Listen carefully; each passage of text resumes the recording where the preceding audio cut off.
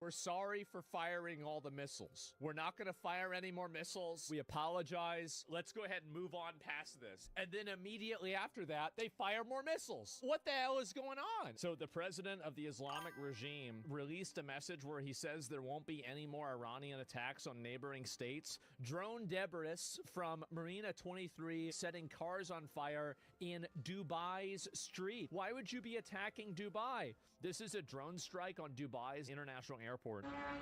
Oh, that's so. They're not going to attack anymore. Saudi Arabia also got attacked too today. Iran shooting another fucking drone off, hitting another area. Iran 30 minutes after apologizing to neighboring countries. But there are some people saying that the IRGC is now directly contesting what the president was saying. Cracks emerge in Iran's leadership as it reels under bombardment. So wait a minute, that statement that they made was actually true. In one of the most open criticisms, hardline cleric and lawmaker Hamid Rashai addressed the president on social media saying, "Your stance was unprofessional, weak, and unacceptable." If this is what's happening publicly, privately, they are crashing out. When the president later repeated his earlier statement on social media, he left out the apology that had so angered the guards and other hardliners, an embarrassing retreat. I don't think you read Trump's statement. I didn't, actually. So Iran, which is being beat to hell, has apologized and surrendered to its Middle East neighbors and promised that it will not shoot at them anymore. Iran is no longer the bully of the Middle East. They are instead the loser of the Middle East. President Trump on who's winning the war. Their army is gone. Their navy is gone. Communications are gone. Their leaders are gone. 2 sets of their leaders are gone. They're down to their 3rd set. Their air force is wiped out. They have 32 ships. All 32 are at the bottom of the ocean. Other than that, they're doing very well, Coach. Iran is reportedly holding a session to select the new supreme leader tomorrow. It's going to be projected to be held in a virtual Zoom meeting. They're like, yeah, let's just do this one over the phone, guys. Cracks emerge in Iran's leadership as it reels under bombardment. So wait a minute. So that statement that they made was actually true. So basically, let me see if I can read this. Iran's hierarchy is showing signs of fracturing over a war its leaders see as existential, with angry divisions between hardliners and more pragmatic factions laid bare. There we go. That's better. Laid bare over a row over President Masoud Pezeshkian's promise to not strike Gulf states. Fissures within Iran's ruling elite were suppressed under the iron rule of the supreme leader, but his killing a week ago has allowed them to spill out into the open. If this is what's happening publicly, privately, they are crashing out. They are massively crashing out. Can you only imagine? This is, yeah, that's why you cut off the head, exactly.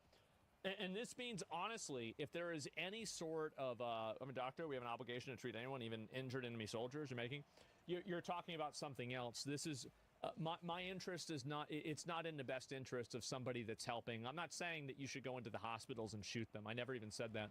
I said that whenever you're on a battlefield, your goal should be to neutralize every single enemy on that battlefield. That's explicitly what I was talking about.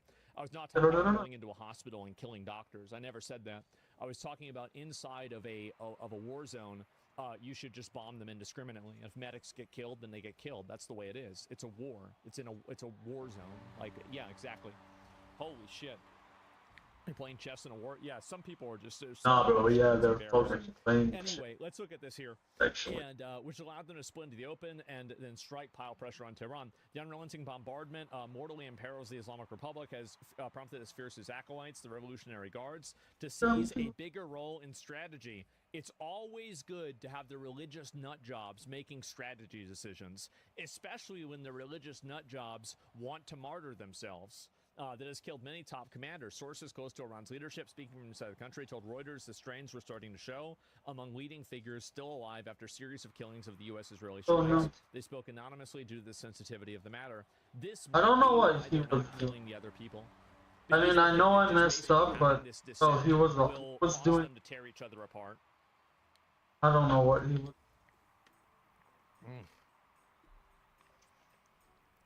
And what is this? Hardliners return on Margaret's divisions inevitable? It is. And that's what it's going to be. Why Iranians as Muslim extremists only have issue with USA and not Russia and China and India, countries that are not Muslim. Well, that's not really what's happening right now. It's totally different. And let's see here. Revolutionary Guard Corps angry at Peskov statement. So they actually are mad at him. Oh, my God. And so in one of the most open criticisms of Purushkin, a sign of internal division, hardline cleric and lawmaker Hamid Rezai addressed the president on social media saying, your stance was unprofessional, weak, and unacceptable. Oh, my God. I mean, there's actually enough time for the zealots running it now. I guess that's what it is.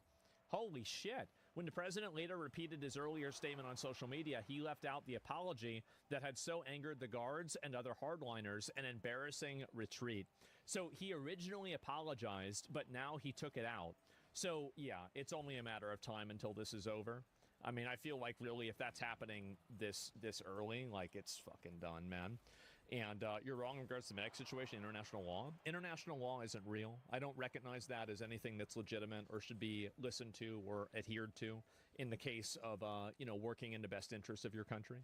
If international law makes it to where your country is less safe, then you shouldn't follow your country. You shouldn't follow the international law. It's pretty obvious. There is no international law. There's just simply power and the ability and willingness to exercise it. International law happens as a result of that. So anyway, again, like we've talked about this plenty of times, but I'm not going to get into it again. It's very annoying. In Iran's unusual system, an elected president, government, and parliament are subservient to a clerically appointed Ayatollah who wields ultimate authority as supreme leader and personally oversees the Revolutionary Guard and powerful bodies of state. So it looks like basically all of the information about how the Revolutionary Guard is having like dissent and everything, it seems to be true. Oh my God. I didn't expect that. Oh, this is about the bombing of the school. Okay, let's listen to it. This is relevant. We just got done talking about that.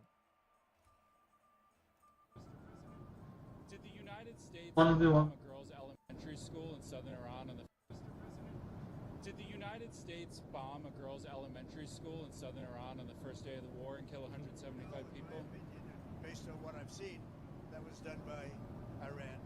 Iran did it? Is that true, Mr. Hegseth? It was Iran who did that? Investigating. Still investigating. But the only side that targets civilians is Iran. We think it was done. We think it was done by Iran. Yep. Because they're very inaccurate, as you know, with their munitions. They have no accuracy whatsoever. It was done by Iran. Oh. Well, there it is. And the U.S. did it? Oh, I don't know. And pull me up. I have the funniest link. I'm not going to. I'm going to permaban you. Because you've typed it multiple times. Like, well, let me actually, you know what? I'm going to pull you up. We haven't had this for a while. Why do you think that you can spam? Like, you know, you've been following for a year. Or a little bit less than a year. Why do you think that you can spam the same message in chat? When spamming is against the rules. Why do you think you can do that? I suck? Yeah, but like, why? Why did you think that it was okay to spam? That's correct. I'm just confused because, like, I mean, you clearly know what the rule is. Crazy. Why would you do this? I just want to understand what your thinking is, because, like, I can't get inside the mind of a person that would think like this.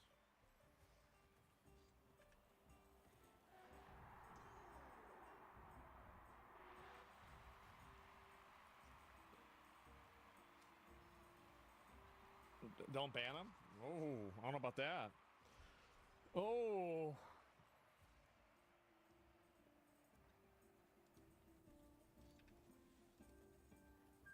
Uh-oh. Looks like nobody's saying anything. Uh-oh. He's trying to get your attention.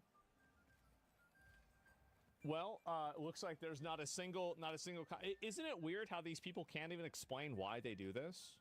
It's because they're just, you know, you're being annoying and attention-seeking. Get out of here. You're so obnoxious. And about the link is good, we don't ban them? No, because if I did that, then everybody would spam their links constantly. Like, there's no logic to this at all. Absolutely not. And is this a new one? Oh, we saw this one before, too. Oh, this is, oh my God. This one is new.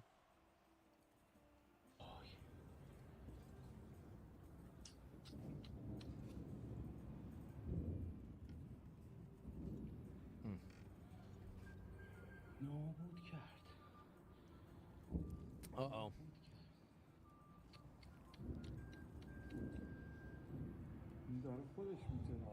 Jesus Christ, that is massive. Oh my God. So somebody says you want us to respect a rule while you say international law doesn't exist. It's also rules. Rules need power to protect them, and once a country doesn't respect rules, it'll become not respectable. Okay.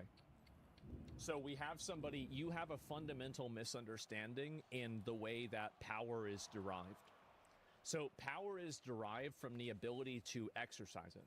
So what I mean by that is that basically I fully expect a country like Somalia to follow international law. And if they don't, they should be punished severely. I fully expect a country like Afghanistan to follow international law. And if they don't, they should be punished severely. But I don't fully expect China to follow international law. And I don't fully expect Russia or America to. Because we're the bigger I don't know. Why am I getting... What the rules are. I mean, I assume you're about it the first match. In this circumstance, you're Somalia. Oh, but play. Oh, okay. But if normal people that don't, I would think they're about. Like there was a guy before. That's crazy. That's but crazy. yeah, I That's can. a place you don't want to be. Oh, big mistake. Huge mistake. Most people. God damn, bro. Like this, I wonder if that's all the oil refinery. I wish this was AI generated like those videos with the regime shoot. I wish this was AI generated like those videos regime supporters post to Tel Aviv, but it's not. And there it is. Bastards surrender to hand over the country to its opposition leader. Well, they're going to have to eventually, right? Protests erupt in Havana. Yeah, there's another one too. Oh no, is this... Drawing a response from London. The UK is preparing one of its 2 aircraft carriers for possible deployment, with the crew ordered to be ready to sail in just 5 days. That move could put the Royal Navy in position in the Mediterranean as Britain looks to protect its forces and interests. Bro. Stephanie Bennett is in London with more on that. 1 or 2, yeah. Hey, John, yes, things intensify in the Middle What East. a fucking simp, bro. It's embarrassing. Preparing for potential deployments, and you've also got American B-1 bombers landing at RAF bases here in the UK today and also yesterday. The HMS Prince of Wales is currently in Portsmouth with UK. That's actually a crazy sail to the Mediterranean or the Middle East. Harder than it looks. Reportedly has been told, quote, they must be ready to leave in 5 days. Meanwhile, the UK ministry... Keep in mind, I want to bring something up, is that the government in the UK has no problem weaponizing... firing missiles into the region. Starting last night into today, several bombers could be seen landing at RAF Fairford in Gloucestershire. In addition, RAF Typhoon and F-35 jets have continued their operations over in Jordan, Qatar, and Cyprus and the wider region in defense of British interests and allies, of course. But the UK government I thought the flag was racist. By some of because now they need to goad people into fighting. Fast enough. It comes after the RAF base in Cyprus was struck by a drone. HMS Dragon. Yeah, they send in drones everywhere. But it won't be ready to leave the UK. This just reminds me of that pirate game I played. Remember that? Bro, I cannot wait for that shit to come out. Next week, they say. That game was so fun. Officials say Holy Britain fuck, that was good. Deploying more assets for what a game. This is probably the most dangerous time of the last 30-odd years that I've been in uniform. And it's very clear that the demands on defence are rising, and that's why I think the Prime Minister said in his Munich Security Conference speech that we needed to spend more on defence and do it faster. And the ministry says they have launched about 400 additional personnel to Cyprus in recent weeks. Wow. John? Stephanie Bennett reporting live from London. Stephanie, thank you. How about that, guys? And yeah, they're really trying to do a whole lot now, right? And Jesus Christ. And when I see press, I think Trump is just annoyed with Europe not being there for the U.S. when we were there for them. Now they want to front like they've been on our side the whole time. Fuck them. Exactly, bro. 100%. And I officially announced Iran is out of the oil game. They'll be refining no more and exporting oil. They're closed. Exactly. And the thing is, like, if you shut down their oil refineries, you make defending them less of a useful proposition. Because if we can just blow up the oil refineries, then China can't get anything out of them. So, like, that's really the reason why. It's pretty fucking obvious. So that's it. And yeah, what are they going to do? Why would China want to protect them if that was it? Bro is legit realigning the world.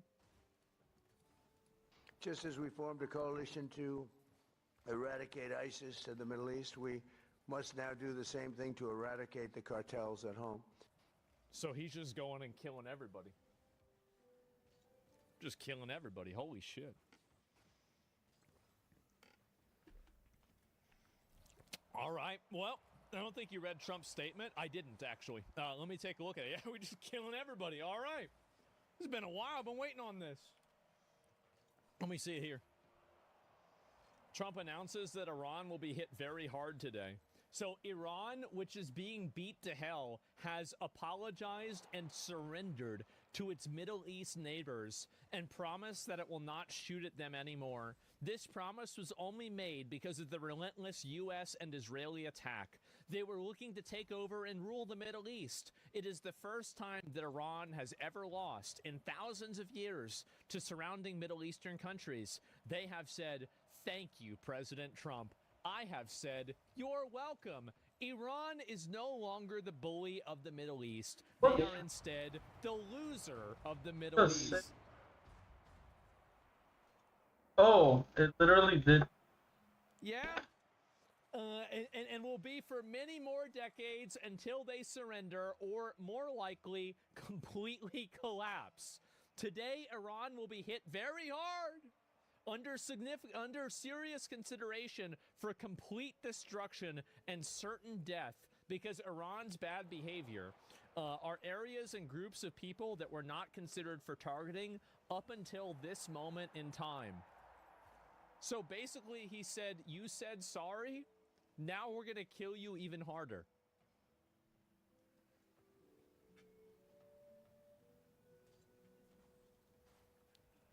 This is, bro... Finally, guys. I'm so fucking relieved. I'm so fucking relieved that we finally have somebody in here that knows how to deal with shit. Thank God. We are back. Yeah. That's a good... Are we back finally? Oh my God. Should have stayed in your way. Yeah, shouldn't have fucked around. And this is it. Not done yet. Exactly. Like this is the kind of shit I want to see more of. I love this. And did he really say that? Trump's an emotional baby? Well, sometimes the emotions work in your favor, and that's one of them. Not even with this, we're not back. Well, we're on our way back, right? I would say that. We're on our way back. Like, this is the kind of shit. You got to remember that, like, you need to, like, if you think that what Trump is saying is crazy, go back and listen to what Truman said. Trump is like a Teletubby. Like, this dude basically goes, so Oppenheimer, I think people know this because of the movie, right? Is that Oppenheimer was like, oh, well, I kind of feel bad that I made the bomb. President Truman hands him a fucking tissue and says, wipe the blood off your hands and never bring this crying bitch into my office again. He doesn't have blood on his hands. I do. That was it. That was it. and so anyway, no, I've been waiting on this. Yeah, Harry Truman was a maniac? Exactly. Like, thank God. That's it, man. I'm happy to see this. Trump is on it. We got one person who's unhappy about this. Let me pull up a message, okay? And Trump is unhinged. Good. Good. I want somebody that projects the it's not left-wing, the war is insane, the USA is getting killed. I want somebody who appears like an unhinged psychopath to be the one that's in charge of the military. I do. I think that because, again, that's what scares people. You don't, like, we don't want to have a fight. We don't want to have a fight. So the best thing to do is to just completely scare the shit out of them, and then they stop. Duh. USA is getting killed? Projects lethality? It does. So how do I respond? Just type in the chat? Well, yeah. I mean, like, what do you mean, how do you respond? You have 700 messages. What are you unhappy about? Yeah, what is this?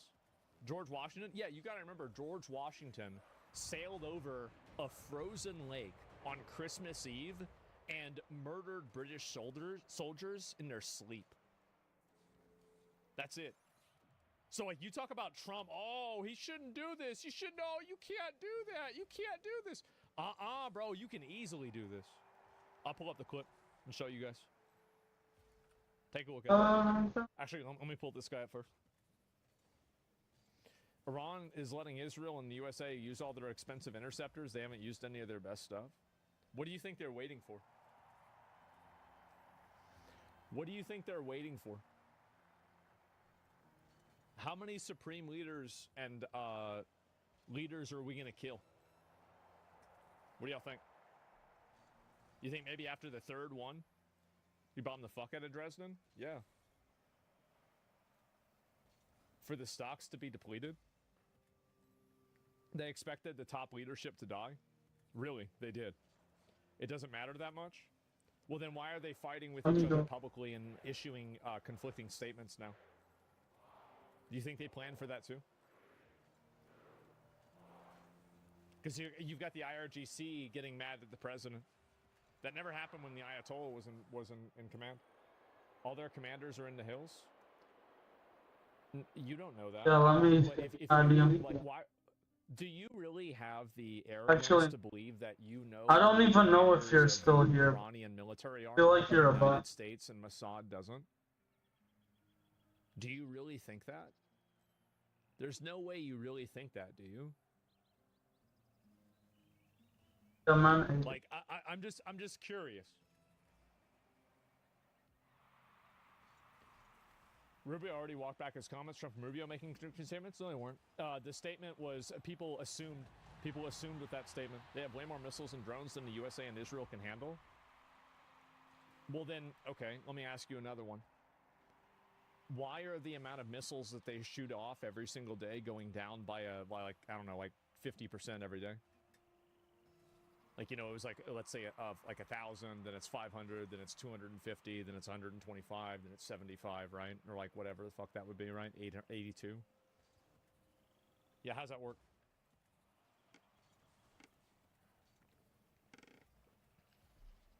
You've been misinformed? Really? So you're saying that their combat effectiveness hasn't gone down? So let me get this straight. You think that the combat effectiveness of Iran has not been affected by us bombing them? That's a good one. Because the amount of interceptors expended goes down, they need to send through while the hits go down? The siren for Israel air attack was 15 minutes, now it's only 2 minutes?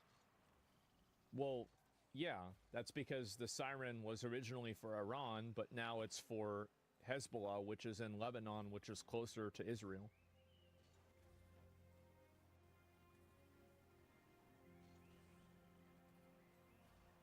Yeah, because they're getting bombed from Lebanon. You know that, right?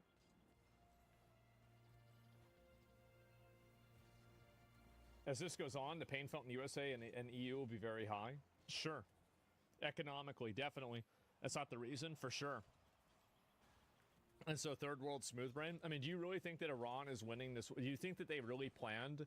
Like, I can't believe somebody would think like this, right? Do you really think that they planned to have all of their leadership get wiped out?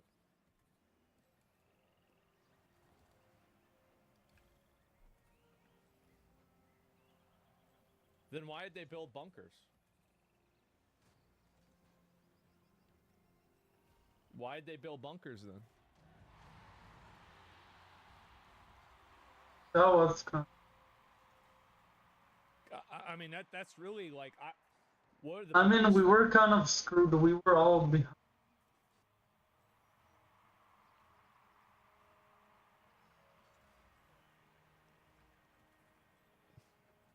The Ayatollah left his bunker? Yeah, but why would he have a bunker if he planned on getting killed? Why would he even do that? Like,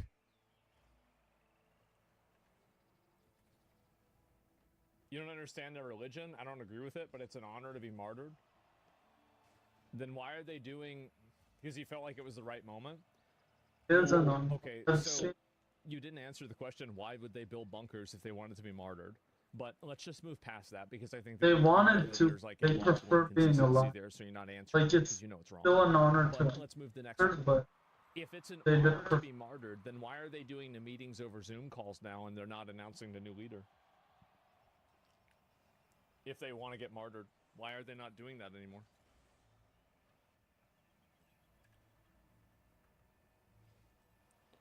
They don't want to be martyred at all times. I see. So you think that all the times that they were martyred, they wanted to be martyred, and all the times that they weren't martyred, they didn't want to be martyred. Is that right? I just want to understand. I want to make sure I'm understanding this. No? Okay. They want to win. Ayatollah felt it was time to go. He was 86. Well, but why would they build the bunker in the first place, though? Like, if the Ayatollah thought it was time to go, then why would he build the bunker? I mean, I gotta say, at least this guy's responding quickly. I could say that's at least a good one, right?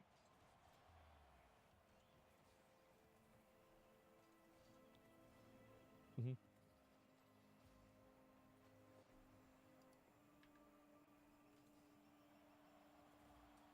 I can't type fast enough. I feel like you're misrepresenting what I'm saying.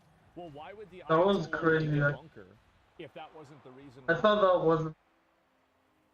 Like, I'm just confused. Mm-hmm. Barely snuck.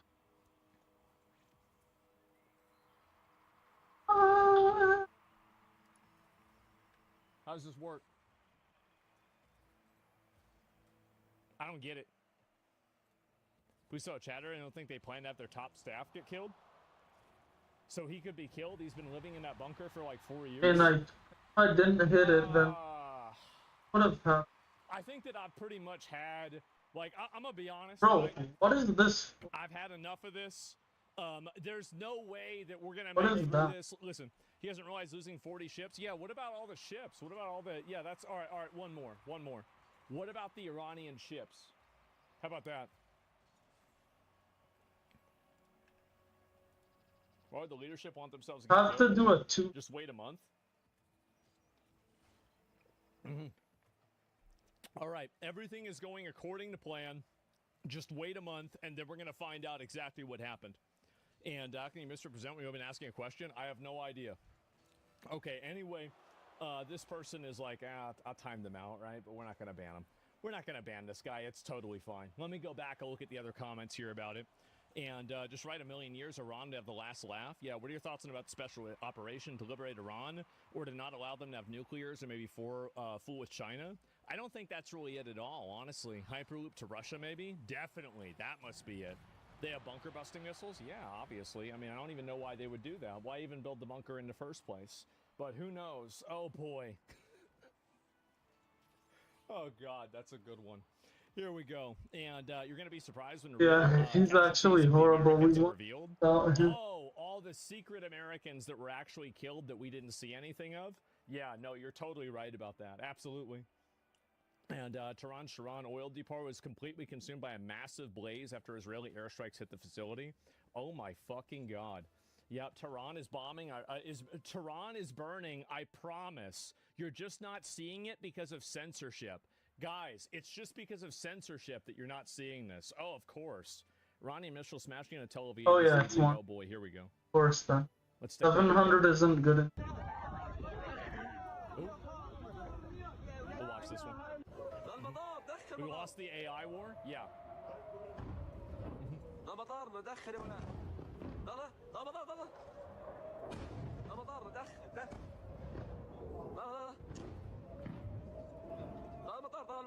نعم تحرك بدين المطار يا رب الله يا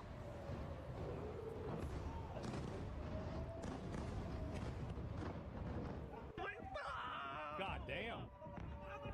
God damn. This is new and old? This is from a 12-year war. Wait a minute. So they're reposting old footage. Oh my God. Reposting old footage for this. Jesus Christ, this is from 2025? Yeah, I think that makes a little bit more sense, right? I mean, yeah, definitely. Going way too slow. I guess so. Just so you know, Israeli news channels actually address the "we're not using the big stuff yet" and claim that we have years of highly intimate intelligence about their missile program. We know exactly what they have. Yeah, I mean, like, these people knew what apartment building they were in. Do you really think they don't know what kind of missiles they're going to use? It's just like, I don't know how anybody can think like this and not realize that they're a fucking idiot. But unfortunately, there's a lot of those people anyway, and that's just how it is. And I know I want to defend Iran, but the U.S. is really turning into this bully that everyone else in the world is getting sick of. Wait, the U.S. by attacking Iran is turning into a bully? I think that you've got that a little bit backwards, man. I think it's been Iran that's been the problem. They've been the problem the entire time. They're the ones that are funding the bullies. They're the ones that are funding the terrorism. What are you talking about? Yeah, I'm very confused by that. And virtue of being a third world power, we always would be very surprised. A lot of Iranian intelligence agencies are famously terrible. I live in a place where being good. Yeah, let me go back. I'll pull a few of these other comments up and find it. See if there's any more of these missile alerts, because it's usually about this type of day whenever it happens. Let me go and see this. The Israeli military says it's begun a wave of airstrikes targeting Hezbollah positions in Beirut. Oh boy. Oh my. Dude, these videos just get even more insane every day. Oh my god. Look at this.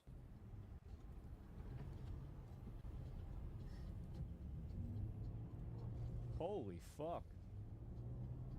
What is he? God damn. God damn.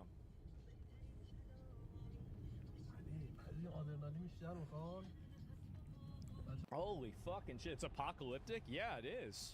Is that California? Okay, good one. As far as I know, it's not. And Israeli Air Force struck several fuel tanks in Tehran used by forces with the Iranian regime. Pentagon official says Congress, the U.S. spent nearly $6 billion during the first week of the war with Iran. Well, I'm surprised it's not more, honestly. I would expect it to be way fucking more. But this is where the carbon tax goes. Yeah, I do think it's kind of funny, like, watching all these, like, massive refineries go up in smoke and shit like that. That's a good one. At the same time, you think about the basically, if about, like, a car, I couldn't get him, I had to get the ball, from that, and I wasn't. How much it costs for, like, a cow creating emissions, too. Do you think this will bring the Ukraine war to an end? I think that if Iran is neutralized, basically, that it will do that. I'll see if there's anything. People are saying that there's bombing going on in Beirut. Jesus Christ. Are these the... Is there a bombing notification going out? I don't even know. I don't even know what they have. I don't want to listen to that. It's extremely fucking annoying. And what is this here? We might have won the air attacks. What about the ground attack? The majority of people will change. People freezing and melting while China builds tens of thousands of coal plants. Oh, God. Do you think Revolutionary Guard will surrender or fight guerrilla with terror? I think that they will probably... I think they'll do both, actually. I see why people hate Israel. The Revolutionary Guard or like Iran... I see why people hate Israel. And then there's a lot of propaganda about Israel. What's going to end up happening is that there will be a percentage of them that will break off. Not all propaganda. Oh, I'm not. Oh, fuck. I didn't even realize that. Okay. Propaganda see if I can against Israel. Yeah. Even though there are things. Okay, so this is where I think the bombing. Kind of just. I don't know yet. They will been bad, and it's again. But that's it. That some leftists would think. But even not there, like most of the things they teach us very left wing about Israel is still propaganda. Do you think this is a possibility to become a prolonged war for the United States? Yeah, I think so, absolutely. It definitely is. Like, there's definitely a risk for that. I mean, for sure. I think anybody saying that there's no risk for it, that's totally delusional. Now, I don't think that's necessarily going to happen, but if you don't do this in the right way, I think 100% it could go that way. For sure it could. I can civil war each other, we won't be in there. Well, I don't think that's really a good thing long term, right? But, yeah. What? And 8 days at the start. How do you feel about the intense fracking happening in Texas to supply the Europe LNG now? When Iran is freed, terrorist attacks will go down by a lot because people will lose that's their good. Yeah, exactly. And that's by the way, I feel like there was lag, but that's not the lag. Well, that's mine. And they happen there was a little lag. Like, you could see lag when he hit it in because the ball turned completely flat. Go away too. And I think that's the other really big difference. Oh, this is the same video that we've already saw before. So we've gone through a lot of those to begin with. Iran needs an ultimate weapon, white women and minivans. Oh, God, no. And let me go. I will show you guys the video of the lasers, because apparently they are actually using the laser weapons. And I don't know exactly how these work, but we'll look at it. U.S. deploys laser tech. Oh, boy. Here we go. Iranian Shahed drones pose a real threat. Oh, no, we saw this one. Never mind. I got confused. Let me go back. I think there's a new one. And if I can't find it, then we'll look at something else, because I did get a little bit confused about this. I don't know exactly what it was. But, yeah, they have been using more of these to begin with. Let me go ahead and look at it over here.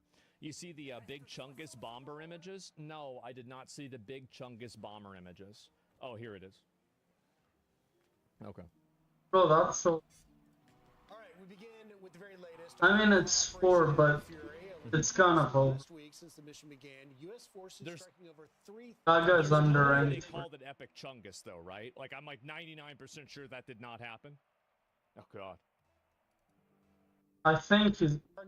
You know what? He could be specifically playing better against... Not always. Finishing Iran's missile and drone capabilities. Since the start of the war, there's been a 90% drop in Iran missile attacks and an 82% drop in drone attacks. And new satellite images are showing the destructive aftermath of facilities in Iran. This image shows what a missile base looks like before and after the strikes. And this is the damage at a coastal military facility inside of the country. Meanwhile, President Trump is demanding total submission from the Iranian regime. Writing on Truth Social, there will be no deal with Iran except unconditional surrender. Damn. After that, the selection of a great and acceptable leader. We and many of our wonderful and very brave allies and partners will work tirelessly to bring Iran back from the brink of destruction, making it economically bigger, better, and stronger than ever before. Today, President Trump, First Lady Melania Trump, and members of the cabinet will attend a dignified transfer for the service members who were killed in Kuwait. It will be held at Dover Air Force Base. And as a grateful nation honors these 6 soldiers, we're learning more about who they Damn, these guys are rated pretty high. Cody Cork's calling in life. By the way, this is not a normal 2. His longtime friend telling reporters he has always been dedicated to this country and all of what it stands for. Man. Fellow soldier who served under Cork. It's good if he fakes it, then I don't know what to do. I'm surprised that it was only 6 people. Like, especially over a week or something like that, I would have expected more people to get killed. Like, just basically based off of numbers, mistakes, and just scale. Honestly, I'm really surprised. A solid leader who would never put a soldier in harm's way. And then Sergeant First Class Nicole Amor, who's just returning home to her husband and 2 children when the deadly drone strike happened. Her husband says she loved gardening and making salsa from peppers and tomatoes she grew with her tomatoes.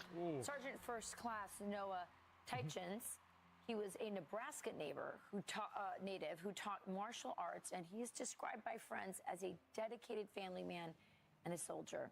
His family friends say that the news of his death put his loved ones in denial, especially as they planned on celebrating his 43rd birthday this past Thursday. That's sad. He leaves behind his wife and a 12-year-old son. Sergeant Declan Cody was also killed, and he is only 20 years old. He had been checking in with his family from Kuwait every hour or 2 after Operation Epic Fury kicked off last weekend. His father telling the Associated Press that he stopped responding to messages on Sunday, which prompted concerns from the family. Jeffrey R. He's younger than me. is a dedicated major who received a number of medals, including the Meritorious Unit Commendation. Like most of my viewers are that old, over 43. They are in shock, Jesus. grieving and grappling with the reality just 6 of losing soldiers. the Yeah, most I expected to be way important man in more. their lives. He leaves behind his wife and at least 3 young children. Chief Warrant Officer 3 Robert M. Marzon was just 2 months away from returning home to Sacramento on his last deployment after serving in the Army for more than 30 years, according to his niece, who honored her uncle in a Facebook post. The Pentagon is waiting for medical examiners to positively identify the soldier and confirm his death. Marzon has a wife Why does he going there? at home. Very distant. Live in Tel Aviv with the very latest on the war front. Good morning, Nate. Hey guys, good morning. And President Trump sort of warned the American public that more casualties are likely as that. Well, maybe we're not, but I don't know. I hope we're not, because he's going for Damos, the other team. Operation Epic Fury as a 15 on a scale of 1 to 10. He says it's going incredibly. Oh, good. I thought it would be a lot of damage on the Iranian regime. And yeah, it's a bit laggy. And Israeli forces are doing that with Israel overnight, leading the charge with new strikes, both in Tehran. Yeah, I woke up this morning and like there were so many other bombing videos, like it was insane.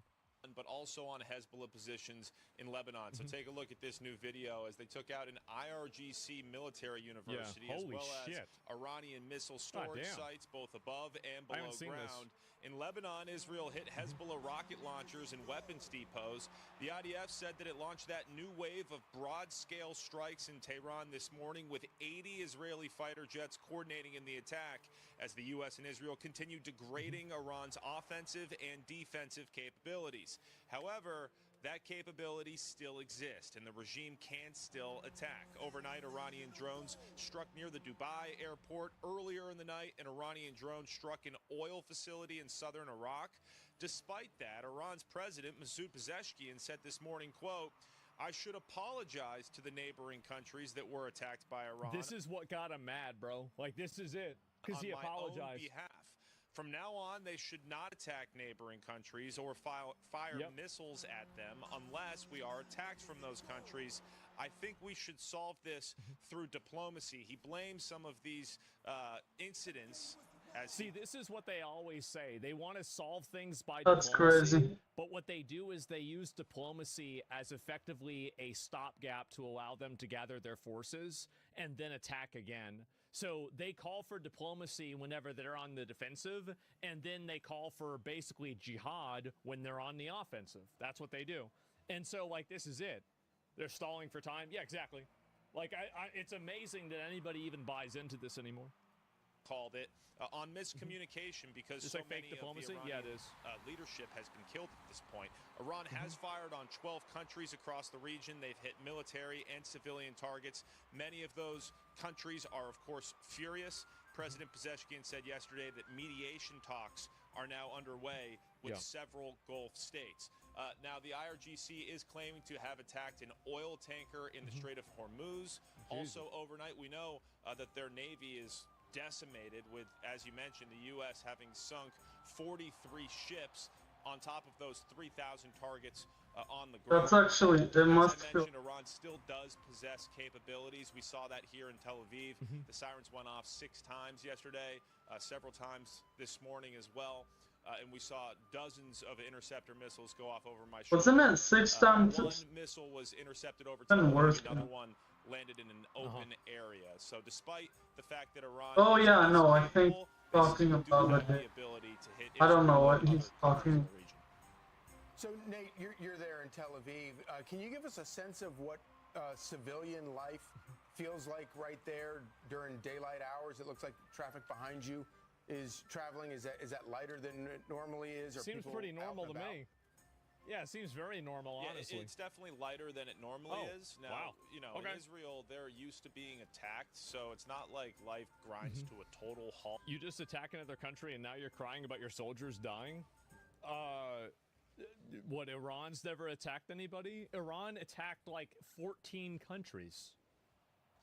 Are we really talking... Is there any sort of proportionality to this? Absolutely not. But compared to my previous trips here, this is now my third time in Tel Aviv. Businesses are closed much more than they normally are. There are fewer people out on the streets. But that being said, people do still move on with their lives. War is a reality here. So you do still see people out on the streets, but not quite as much as normal. Nate, what is the death toll in Israel? Do we know that number? Well, so there have been 2 deadly strikes in Tel Aviv. I'd say probably a few hundred people, right? Or near Tel Aviv. It's got to be a few hundred people. Jerusalem. Yeah. I believe the number is 7. I'll have to double check on that exact number. 7? Holy shit. But relative to the punishment that has been inflicted, Damn, a champ too. I think that it's not close. could even be champ. just a massive success from a military perspective. Right. But as we saw last night bunkers here in Tel Aviv, everywhere. Wow. The people of Israel and I just thought they would have hit more people. The other countries in the region, despite the fact that Pezeshkian of Iran is saying that these That's attacks 10 seconds. stop. We'll actually see if that actually happens. All right. Thank you, Nate. Thanks, Nate. Holy We're shit, gonna move over to Griff, who's going to give us a wall walk. Yeah, and Rachel, when Nate Foy says that this has been a clear military success, Operation Epic Fury, just 1 week in, under the leadership of Secretary Hegseth, General Kane, and Admiral Cooper, has really broken records for its successes. Let's look at exactly what the American forces have used. 2,000. I don't know about it. Everything. I really am bad at government. Massive ordnance penetrators. Maybe he didn't have a 200 different fighters, Just from missile wanting to launchers to fighter jets to attack jets to things that even the administration says they can't tell us. I'm surprised they had 2,000, honestly. Or 200 two fighters. Aircraft carriers, that's nuts. the Lincoln and the Ford. A third one we're told may be on the way in the B-1 and B-2 bombers. What have they hit? The Iranian asset loss count, 3,000 targets struck. To include the missile launching capabilities, we have seen the decrease of the number of missiles that Iran has been able to launch down 90%, drones down 83%.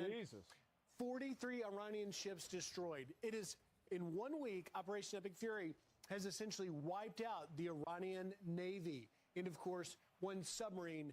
I'm going to be honest, I don't know how they have any ships left. I assumed that they would have blown them up a while ago. Oh no, maybe he's talking about the fighters.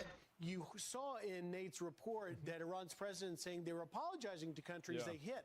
Well, they hit a lot of countries. They hit every single Christian, hi. The only country they didn't hit was China. Oh, wait. That was basically. Can you hear me? I think there's a delay, but I'm not entirely sure. The region, it's essentially insane. everybody from, of course, Israel. You say fuck everybody. The U.S. bases in Kuwait, in Bahrain, in Qatar, in the UAE. They hit Oman as well. The Strait of Hormuz is right here. That's why there's so much. Saudi Arabia. And then even all I don't know. To Azerbaijan, going well. They hit. Yeah, I don't know. That's why so many as a Christian, just kidding, I'm not Christian, but we have the same values. I think that as a Christian, I bet you're very pro the attack on Iran.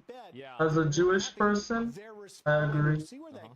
And I'm American. Guys, of the game changer in all of this is that when the U.S. and Israel launched this attack, the reaction to the basically, I don't know. is something that is. I'm an immigrant, and I'm against countries in places like Bahrain, in the UAE, in Qatar, in Saudi Arabia. These are I don't know. Tourist destinations. They have a lot at stake, and when bombs are raining down on them, I think it's a good they're thing. not going to sit by and take it. They're clearly upset at Iran. My question is, can it cut both ways? Could any of these countries also be upset that maybe they want to do a better job of protecting them? Oh, that's satisfied with the level of protection they're having. Yeah, it certainly complicates I've things. said that, but also, I would imagine when we look back at this, but he pushed this whatever dynamic will be probably one of the most important dynamics. Let's see. And the Iranian president makes a very it's too very possible. Iranian regime has in place all these mechanisms that if somebody gets knocked off, strikes still occur. And so maybe a lot of these strikes did occur in a vacuum of leadership.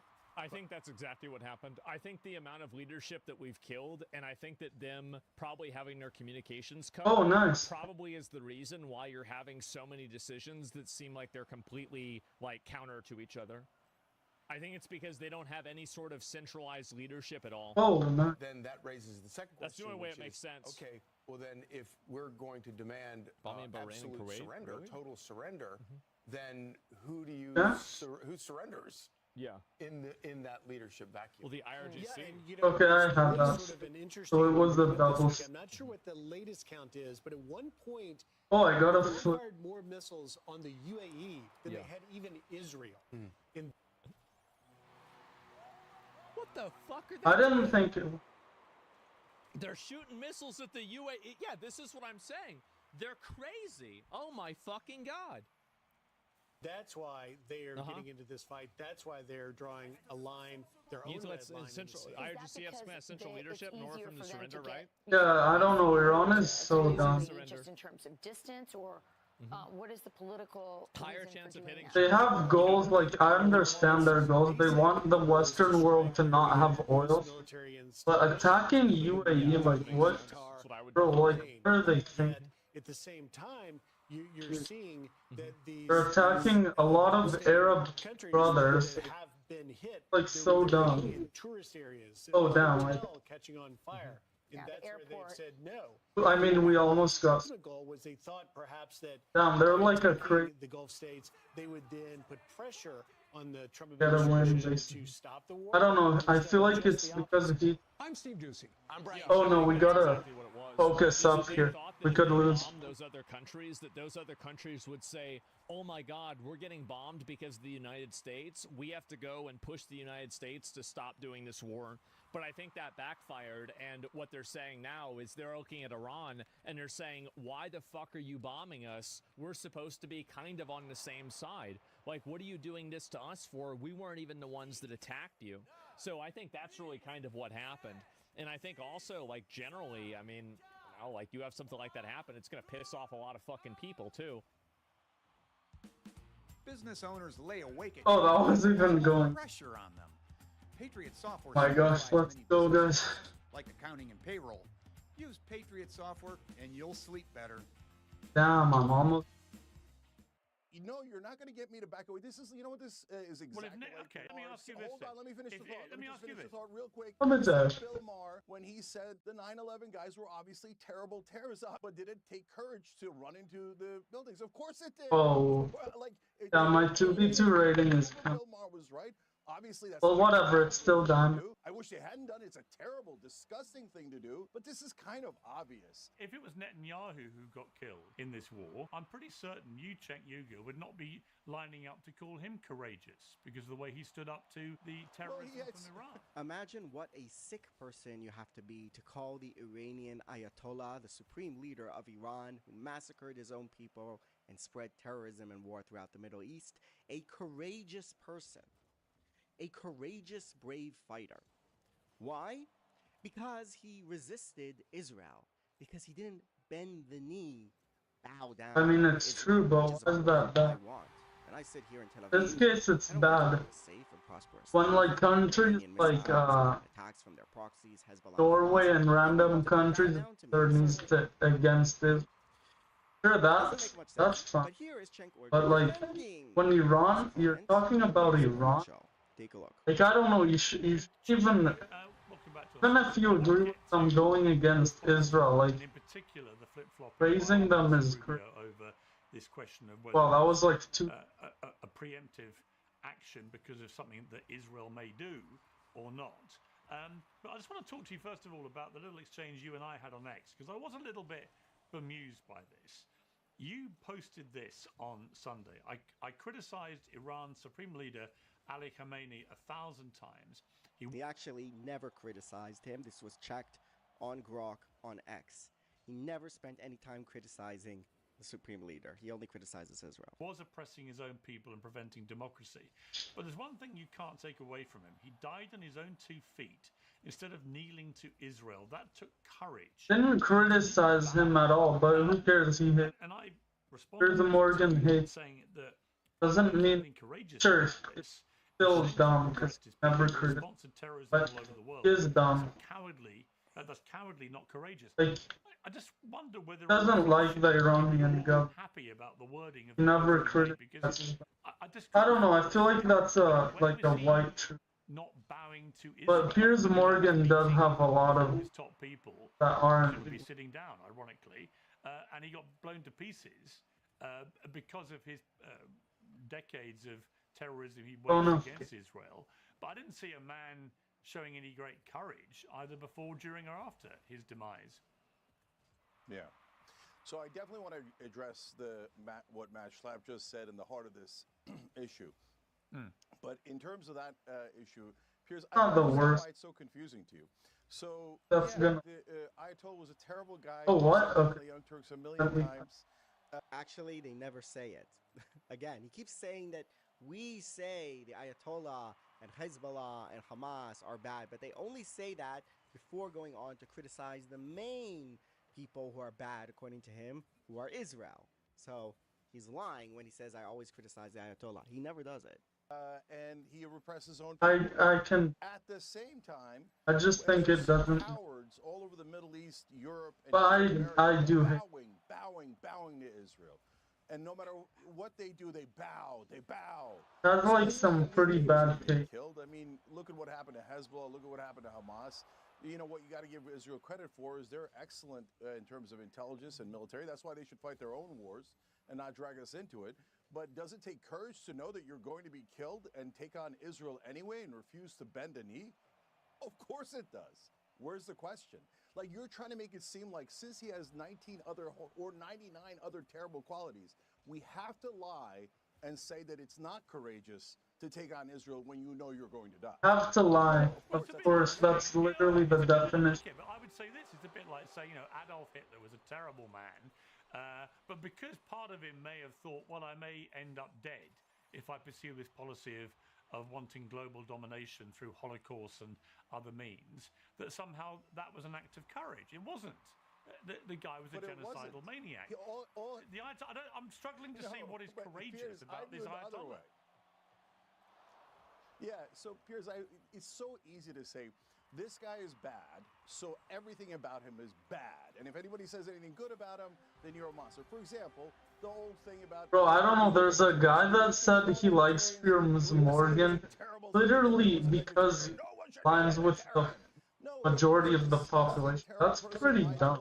By the way, Netanyahu's way worse than I. Like someone, if they align with the majority. I think he's strategically brilliant. I don't know, it kind of defines. Say something positive about a person who's terrible. Yeah, Netanyahu is one of the worst terrorists in the world, but he is. But that's not the point I'm making. The point I'm making is what you've not explained to me is where the courage is in this Ayatollah's position.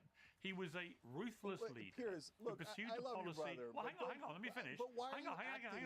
Let me articulate what I mean. So I'm struggling to see what is courageous. Trying to basically, I don't know if he is, but I think he's literally trying to do the popular opinion, trying to portray the popular. It wages a systematic, targeted series of it's possible. Houthis and Hamas attempts to try and obliterate Israel. But I've seen him like talk on. There's something courageous about that. I've seen him talk on trigonometry. Literally believe, like you're switching. It's like a 3-card Monty. I'm saying he was courageous for taking on Israel when almost all the other world cowards and kneel before Israel, and you're saying wait, it's not courageous to oppress your own people. By the way, guys, 1 million subscribers is a lot of. I don't know, the majority of the people I watch. Yeah, I think the majority of people I watch is below 100, below 1 million, not 100. A lot of them are actually 100,000. Hakeem Jeffries, Chuck Schumer, they all bow like cowards. It's a disgusting display. None of us want to see it, so. No, you're not going to get me to back away. This is, you know what this is exactly. Well, okay, let me ask you this. Hold on, let me finish the thought. Let me ask you this. Real quick, 10 seconds. Bill Maher, when he said the 9/11 guys were obviously terrible terrorists. Obviously, Bill Maher thinks that. But did it take courage to run into the buildings? Of course it did. Of course, they're heinous, terrible people, but Bill Maher was right. Obviously, that's not a cowardly thing to do. I mean, it's too much to ask. I think I could have tried better. But still, that shot, if no ground, is too much to ask. Saying something that is true. But let's try to use it to smear for a diamond one. Pretend that he meant that the Ayatollah was an angel. That's not remotely I don't think it was true. And if it was Netanyahu who got killed in this war, I'm pretty certain Yuchek Yuga would not be lining up to call him courageous because of the way he stood up to the terrorism from Iran. But he hides behind America. He hides behind everyone else. Right. Netanyahu has no courage at all. But on the other hand, hold on, as I just told you, you would not call him courageous. That's my point. As I just told you, no, because Israel is like the safest place on earth. It has Iron Dome, it has nukes, it has the safest place on earth. All we've been doing here is running back and forth from the shelters. I don't know. Dave Smith is just perfectly, says now that the U.S. is as big of a terrorist or Lebanon, Hezbollah, Israel. Like I don't know. Like going into Tucker Carlson. There was a rocket that fell on Beit Shemesh that killed, what was it, like 9 people? A ballistic missile that blew a home to pieces. Tucker Carlson literally doesn't even believe. Military in the Middle East to say, and it has all of America backing it, all of Europe backing it. So that's not any courage. Like, oh, and then Candace Owens, I think she doesn't believe, but she's smart though. So like, but she basically comment about Netanyahu, even though I think he's the basically bases her whole identity on revenge. Strategically, he is today. He uses that. I don't know. Maybe she agrees with. I don't think. Maybe I don't know. His wars at the tune of $8 trillion. He pushed us into the Iraq War. He just pushed us into. And then I don't know. I shouldn't even talk about. I will, but I shouldn't even talk about Nick Fuentes. I heard he's so unpopular. Way more. I'm gonna come back and get your response to. Like his name is way more popular than actual. Or nuanced. Like I really. Like no one even follows him. They only bring him on. Then, but same with Candace Owens and Tucker Carlson. Complete retard. A couple of points that need to be made here. First of all. Oh, there's alarms. There's no connection between him oppressing him. It's a bit delayed. And quote, not bowing to Israel or resisting against Israel. Oh, it's some random. I think there is very much a connection. It's part of some random. Ideology. It's the Islamic fundamentalist Shia ideology from Hezbollah. Not even Islam across the Middle East against the Sunni world, and they're even weaker than Muslims, and including the terrorist proxy on their own people. So women have to wear hijabs, versions of Sharia law, and so forth. No freedom of speech, of course. Yeah, there's just more over there. The Ayatollah. Right? So those are the same thing, part of the same destructive ideology. Views. Bro, I thought he would. The Muslim Messiah coming, the end of days after we go and destroy Israel, is part of the same ideology that says that was good. Crack down on my own people. Not that good to observe these Islamic laws. Put women for not wearing the hijab. It's still his law. It's actually part of the same. Like he can. It's very much connected. That's one point. Then this second point, which is the more important one, about bowing to Israel. This thing is so retarded. All right. You don't need to bow to Israel in order to not. He talked about how Hamas, Hezbollah, and now Iran are all courageous in resisting and fighting Israel. And I don't know. Basically, people in Israel say retarded a lot. Also because to say our goal is to destroy Israel, and retarded is of course after October 7th, Israel destroyed them. All right. But that doesn't mean you need to. Bad in it. I'll give you an example of it's like Mefager. It's also a swear, but I've been to Egypt. Not as political. Half the time, when I say I'm from Israel, they all get aggressive and start cursing me.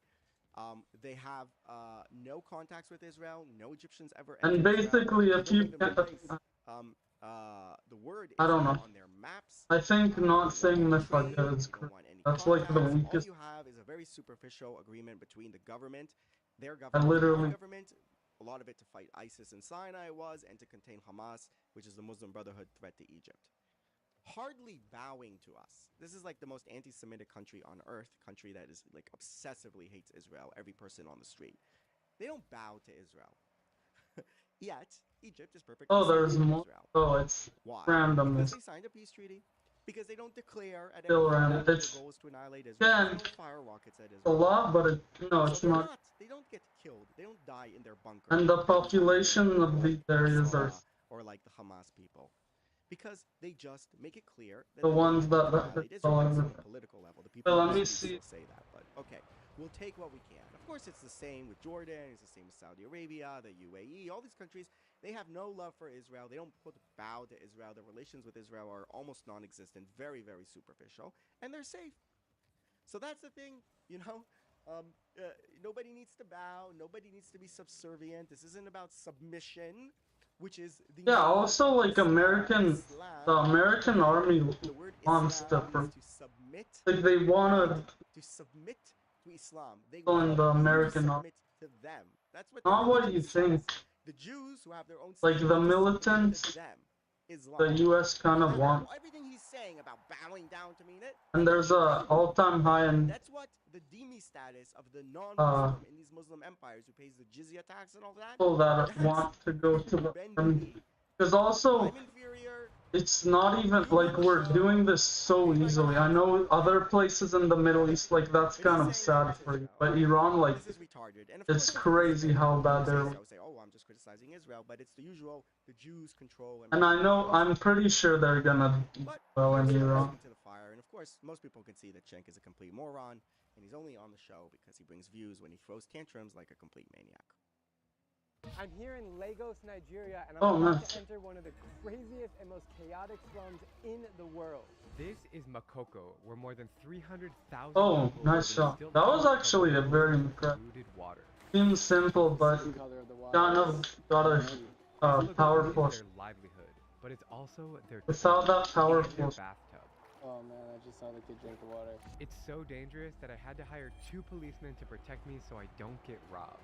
But the biggest threat is the government, because it's only a matter of time until these people. I mean, it's a 1v1, so it makes sense you gotta go. So, who lives here, and how long will they fight to stay? I'm about to spend a day in their world to find out. We're in the outskirts of Makoko right now. People banging on the car. Don't put the camera.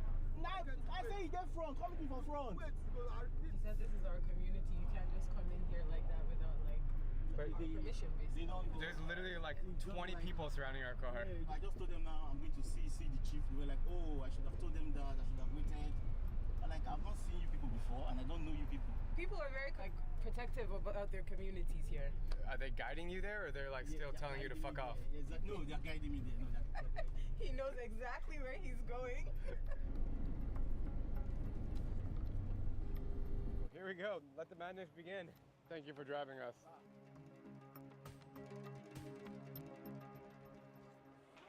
I've heard so many things about this place. It's a whole community in here. It's crazy. And it's a big community. Every time you hear the word Oyibo, they're talking about you. The word Oyembo? Oh my gosh. White guy. You hear it? It's you. They're referring to me. Or Mate. Bro, I waited here. That's crazy. Thank you. Hi, how are you? Hola, this is crazy. I see like dozens of boats and big wooden sticks that they're using to push off the edge. If I fall in the water, it's game over. There's no way you're gonna fall in the water. Leave me there. If I fall in the water, leave me there. This water, yeah. My name is Nice to meet you, bro. Have you been here before? This is my first time. Most Nigerians, this is their first time. Exactly. It's the whole thing. So, what do you think so far? The environment. I think we're gonna come out very humbled. Yeah, by very this humbled. experience.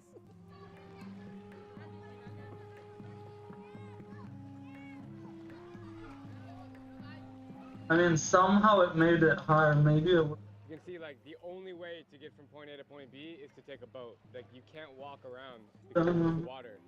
I guess you could swim. Would you swim in the water? No, never. That was a dead dog. These taxi drivers, they're just like all day, just pumping the stick. Yes. Wow, I can't even gather my thoughts right now. This is really, really crazy. The water smells really, really bad. There's trash everywhere. But I'm seeing a lot of smiling faces, which is really nice. Like through the cracks, everyone's waving and smiling.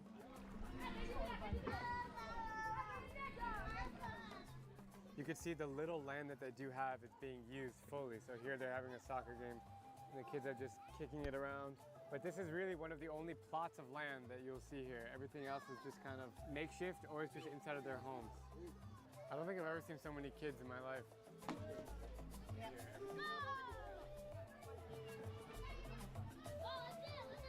Did you guys see the Afro-Japanese fusion restaurant over there? Makoko Waterfront. Afro-Japanese fusion? I love it. This lady's cooking a full meal here. She has the fire going. That is amazing. It's a full restaurant on the boat. What? This lady has an entire shop. Afro-Japanese is cool. Hey, how are you? Hello. They're all saying oui, oui, like I'm French.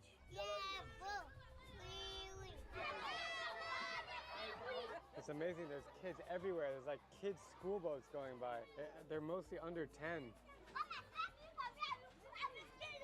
little boy said if you film me, I'll kill you. Run away, he's over there. It's him, Haiti. What's your name? Nice to meet you. How old are you? Can I ask you about your tribal marks? Who gave those to you? There's marks that are being made when people are sick. They make a mark and then they put some medicine in it, and then it becomes a thing. This is not any type of tribal mark. It's just, in her particular case, this is what it is. Makoko started as a small fishing village in the 1800s, way before Lagos became the mega city it is today. Oh, it's not. It grew into one of the it is weird that settlements in West Africa. The residents are primarily from the maybe it's not. Whose ancestors I'm not even. Who migrated here in search of better waters. Bro, I cornered myself. Fishing isn't just. How did I do that? It's a legacy passed down through generations. Nearly every family owns a canoe, whether it's for catching shrimp or traveling to school or the market. But life on the water presents a unique set of challenges. I'm meeting up with the chief's son named Sunday to tell us a little more about this place he calls home. What is the biggest challenge of living here? I'll say living on water is part of our culture. Like I can say, we are very happy living in this place. And the challenges we're facing is just from the government. They want everybody to live equably. This is your home, so... Yes, this is our home, but... I mean, he did get it. He was gonna school. It's not good but another challenge is education. We run the opponent this place for free education, like for the kids. The first school in this place was given in 2009. I've never seen nothing like education. So the plan is just to make sure that the kids, they have I don't see the reason. So they go out to college, go to university, and then get a good job. I don't think... The houses are everywhere. It's sprawling. If somebody wants to move here and make a house, anybody can just like build a house? No, you can't just get it anywhere and build a house. That's why we have a chief. If you want to build a house, you come to the chief and tell the chief, so I need a place for my family to build a house. Okay, this okay, this is where you should build your house. Is it dangerous here? No, it's not really safe. I didn't need a doubt. Yeah. And you know the guys that comes to the car, so I actually spoke to him on the phone. So you have to know someone. You have to know someone, exactly.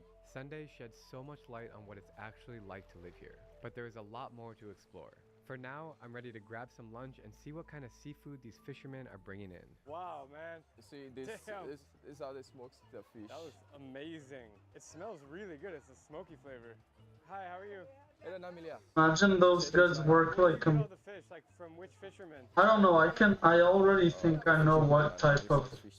What's the best and the worst thing about living in Makoko?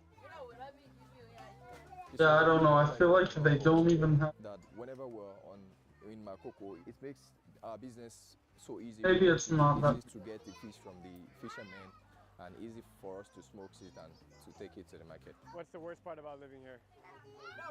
La la la la, oh la la la. Despite the fact that we are struggling hard to make our living, the government is still giving us problem.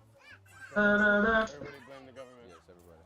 We are now choosing the fish for lunch, which looks amazing. They're gold, they're really smoky. This is awesome. The smoke is intense.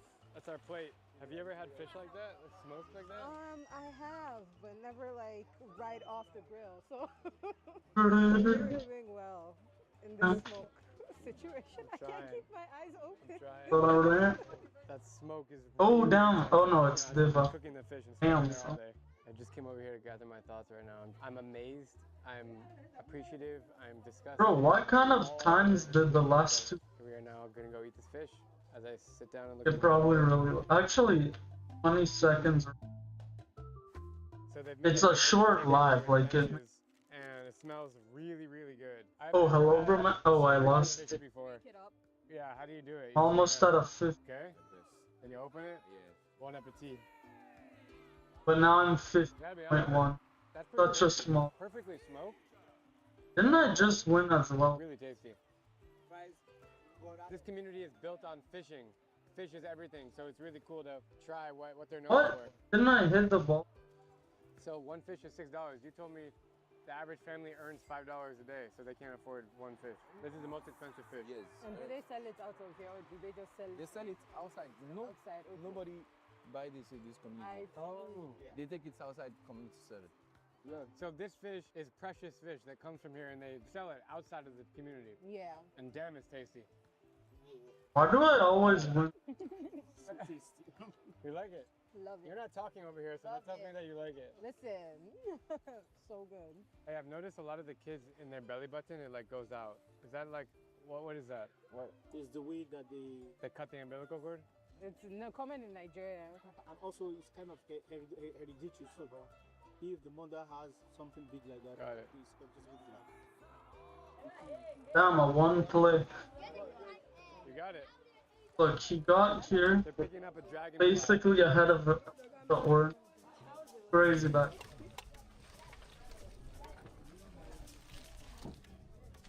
It reminds me of Tawi Tawi in the Philippines, but this one is definitely dirtier. It's like a maze in here. So we've made it to a little corner here where there's a family. This is their house. Where did you come from? Food. Hi, how are you? So the whole family would sleep in this one room, right? Yes. Is this pretty much like a standard house here in Makoko? Yes, this house, most of the houses inside I got it out. Makoko. And when it rains, does the water come through the roof? Or It was not an easy job for some reason. But it's okay, there's no problem. For showers and stuff, how does We have to put a jerry can. Oh, nice shot. Goes to where the water point is to fresh water. That's to the house. So everyone went over everyone here. every morning. Yeah, every morning. So she has. Well, I thought he even did a. That's not even the. Solar before, which is normal. It is pretty.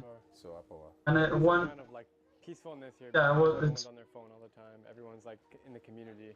I started using smartphone 2021. 2021. Yes, that's when I started using smartphone. Really? It probably opened up your eyes. Yeah, it actually opened my eye a lot, and it also helps me to talk to the students about it and internet. But you know, one thing about people here is like they only work hard just to survive, just put the food on the table, nothing else. They don't think about future savings, nothing. Want to buy a car, want to build a house, if you want to do this, no. It's just day by day. As long as they have the food on the table, they're fine. So the bathroom here is a curtain, and literally you go inside, and this is the. How much that there? Actually cut it to be kind of a toilet. But once again, there are people swimming in this water, they're drinking in this water, and.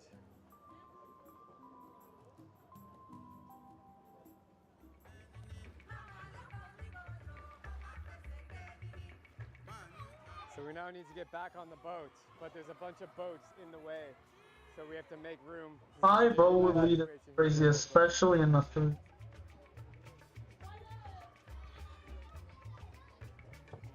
My mic just got stuck as he came on the boat onto the top of the gun. This is the mic, bro. Mic check. The gun came and like hit me in the throat. The gun was down. here. That's how we got the mic. What do you think about Makoko? First time. So, I mean, the environment is not good to live. We're living no. This is where I stay. And we've been reaching out to the government to do it. Can we do it alone? No. But for it to say it's not good for human beings, you see they fall inside this water. You see the water, right? This water, I'm telling you, I will swim this water and nothing will happen to me. As it's dirty. As it's dirty like this, it's a feeling now. The government have to erect some things. Exactly. That's it. Yeah. They need to help. This place can be clean, it can be better. We cannot do it alone. We don't have the money. This kind of environment, I've not seen it before. Whenever I pass a terminal break, I only see building here. But I don't know it's something like this. Damn, I'm almost Diamond 2. That's like the highest 3. I feel like even Diamond 1 third the highest. Because they have to take their fish out to sell. On one hand, I agree with my bodyguard that the living conditions in Makoko are extremely difficult. But I also sympathize with Sunday that real people live here, and their stories deserve respect. But no matter what, it's clear that this community needs serious support from the government. Nigeria is the 6th most populated country on Earth, and Lagos alone has 25 million people. So as the city keeps growing, the pressure on slums like Makoko will only... Yeah, bro, Lagos, the craziest. Like, it's probably even around 6th most populated city. There's nobody here. So the only time you get to see people here is during mosquito sicknesses like typhoid. Most sickness you get to see people have in this place, typhoid and malaria. I'm amazed to learn that people don't get sick from the water here. Like we're used to it. It's really sad to see the situation here for a hospital. Can't imagine getting sick and coming here. I'm learning that you guys are like, your health is fine. A lot of people probably think that it's unsanitary. That's a lie. Yeah. We're fine. When it comes to health, like we're fine. The only thing that is affecting us is government trying to send us away from this place. Is it possible to get from the water and put well, I mean, he saved them. It wasn't. If you take them from this place, go put them in a beautiful house on their island, they won't be able to stay. Like, they want to stay in this place. People here, their life they're living is different life and that. Like, you don't just consider it the one you're living outside there. It's different. Have you ever had, like, maybe, I don't know, a conversation with any of those councils to be like, okay, we don't want to go to land, but maybe this place can be cleaned up? And have they ever put in any effort towards, like, meeting schools? Like, we have a lawyer now. We go there, we sit down with them, like, many times to compromise with them, talk to them. Okay, this is what we want. But they just want to send people out of... In Nigeria now, you know, this business How does that even... around in Nigeria now. Real estates, every small part of the water, they want to sandfill it and sell it. I think it's important to listen to people. Earlier when they were talking on the boat, I felt like both of them had points. I understood where the policeman was coming from in that, of course, it's not sanitary in a way.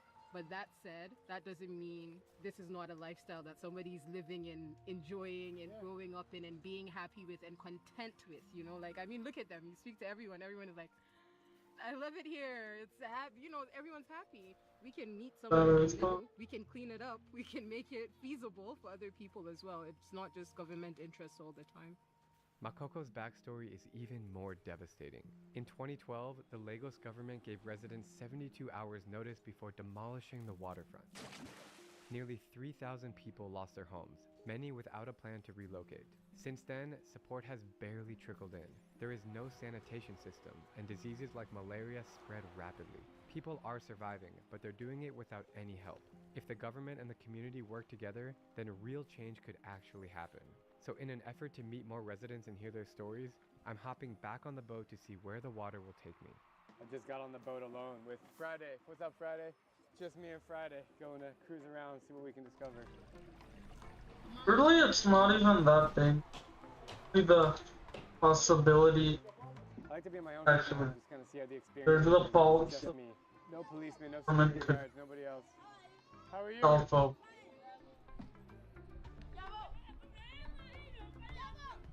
The smells of this water is out of this world. I can't even begin to describe this smell. It's rancid, it's sticky, it's absolutely crazy that people are living down here.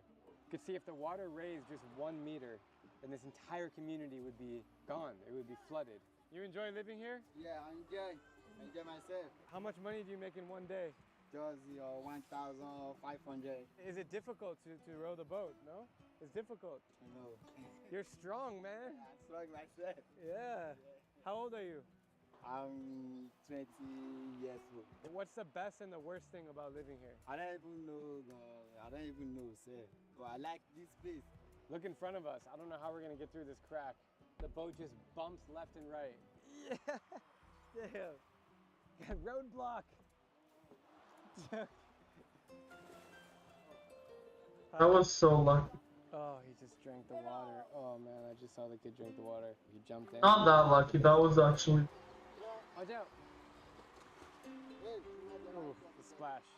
You know, coming here to Makoko, it really humanizes you. Makes you appreciate where you come from. Because there's so many people around the world living in situations like this. They don't even have access to running water, electricity, even phones, basic sanitation, education.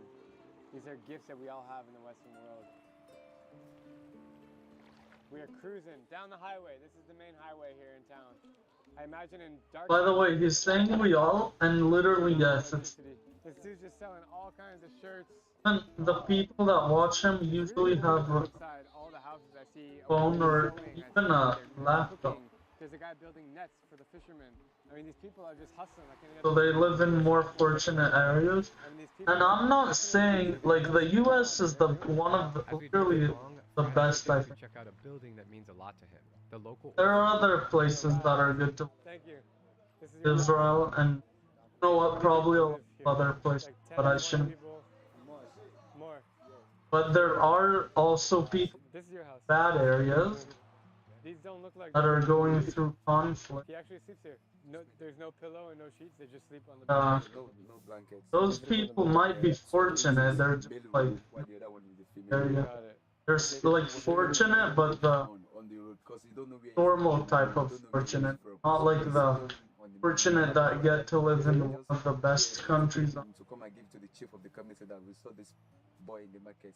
Really? Yes. So then they give him a room here to be living. Because Europe, I don't know. I'm assuming. I feel like of Europe's reputation gone down for. But like I'm assuming in Europe, they're more fortunate as well. Not as much as I still would. Do you remember when you were really young, like 3, 4, 5? Do you remember what it felt like to be here without parents? You know, parents in the better. It's always went from the beginning, from initially when they go, that is to think of his parent, but nowhere to be found. So until when they get to the chief place, when they go to the chief, so they treat him like their biological son. Wow, it's very powerful, man. I wasn't expecting to be so touched by the spirit of this orphanage. Nigeria has one of the fastest growing populations on the planet, with an average of 4.9 births per woman. And with so many kids growing up without parents, this place is... That's not even the... I still haven't made it yet to the local bar, and I'm dying to see where people hang out after a long day of fishing. So Aisha and I... But it is crazy. How are you liking Nigeria so far? To be honest, I like places that make you think. And this is one of them. And this is one of them, yeah. This is one of them. It really is. What are your thoughts? Humbling, like I told you it would be. I've made so many like conspiracy theories, so many little connections with like not understanding that some people are okay living like this. They seem to be okay, yeah. They seem to be okay. It's just life. Bro, in Israel, most people are right wing. It explains why two thing part are right wing. Leave me in there. Yeah, we're tilting a little bit. She's like, what would you actually do? I would stay in there. I'm not coming home.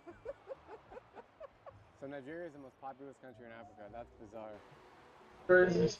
That's the point he decided to do. When you find like a huge population of black people, almost always they're Nigerian. Like if you go to a country and you don't see any Nigerians, there's nothing. Oh no. Okay, good. It's good that I stopped. Basically, there's gonna be. Best political systems. We don't have the best government or whatever. It's literally. I don't know. I'll just restart. I'll end this